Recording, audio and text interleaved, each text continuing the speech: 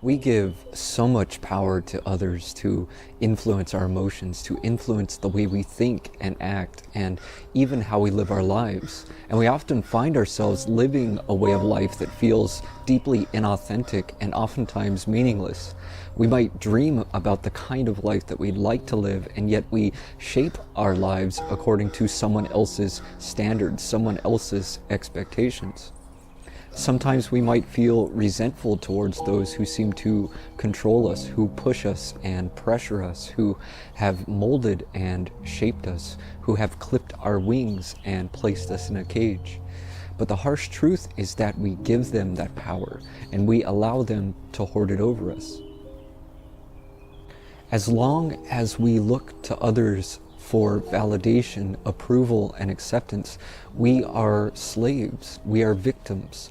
Because when we rely on others for our sense of value, we also give them the power to devalue us.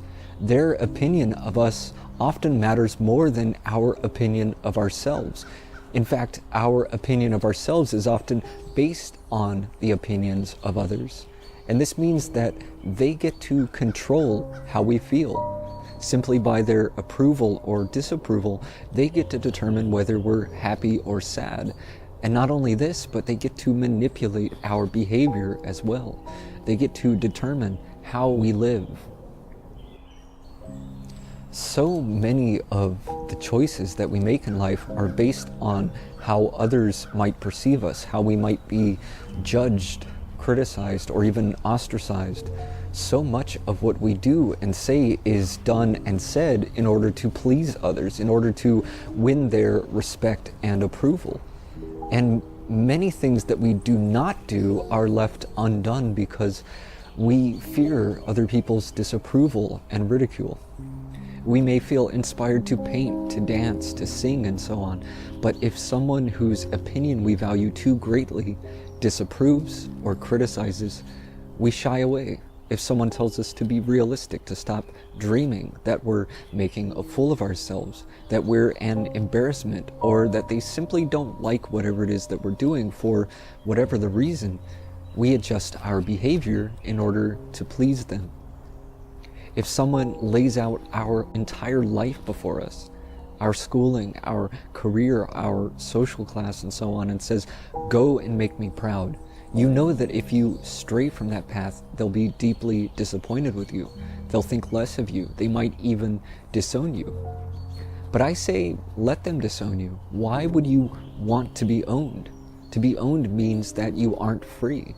And the truth is that as long as you allow the opinions of others to shape your life, you're a slave. But as soon as you stop giving value to other people's opinions, as soon as you stop looking to them for approval and validation, you become free. You can think for yourself. You can say what you feel. You can live your own life the way that you want to live it. You can let inspiration guide your actions rather than a sense of obligation or expectation. Because no matter how well you try to live up to other people's standards, they will always find something to disapprove of. They will always find some disappointment. In their eyes, nothing you do will ever be good enough. And even if you win the approval of one person, someone else will disapprove, and so you can't please everyone. The only way that you can avoid disappointing others is to do everything exactly the way they want without the slightest deviation. But even if you could somehow manage to do that, chances are they will still find fault someplace, something to criticize, something else to complain about. But more importantly, you won't be happy because you'll be living someone else's life, which is always a struggle because it doesn't come naturally to you. And the very thing that you are struggling against is yourself. Whether consciously or deep down in your heart, you will always know that you're a slave, and the heart will always be yearning for freedom. And until you are free, you'll be miserable. no matter how much approval you have from others, no matter how much money you make or how popular you become. If you went out and spoke to 100 different people and you asked them what they thought of you, you would get so many differing opinions. Some would see you as worthy and others as unworthy. Some would think you were smart and others might think that you were stupid. Some would like you and others would dislike you. And what this says is that these are just opinions, because if these were facts, they'd be consistent. There wouldn't be so many differing opinions.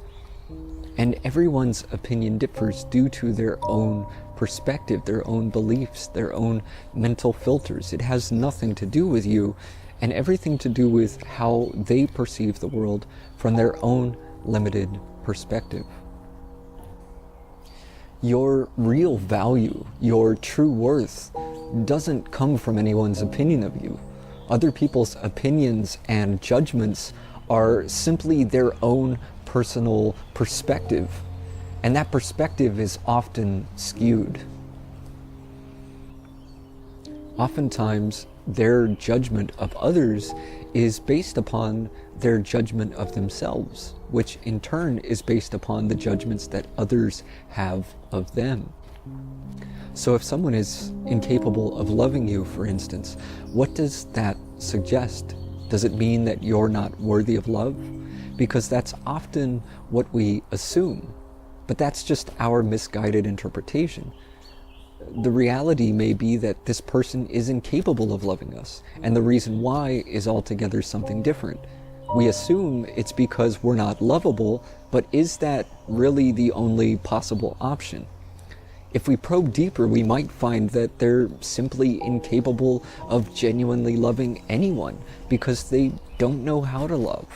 And maybe they don't even love themselves. And maybe they don't love themselves because their own sense of worth is based on the negative opinions that others have of them. Perhaps there was someone in their own life who was incapable of loving them, and so they determined from this that they weren't worthy of love, and due to this, they are incapable of loving you.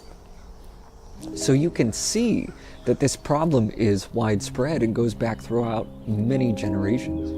This very mechanism of basing our sense of worth on what others think is something that has been conditioned in us for hundreds and thousands of years. So we can't rightly be resentful of those who seem to hold this power over us, because they're often victims of the same conditioning. But what we can do is to realize all of this, to understand it, and we can then choose to take our power back and break that cycle. All we have to do is take responsibility for ourselves, for our own thoughts and emotions, and to look within and recognize our own worth, independent of other people's opinions. Each and every one of us has so much value. We have so many gifts and talents. We have kindness and compassion. But it's up to us to recognize all of this. It's up to us to see the value within ourselves. And as soon as we do that, as soon as we stop looking for validation from others, we are free to be ourselves, truly and authentically.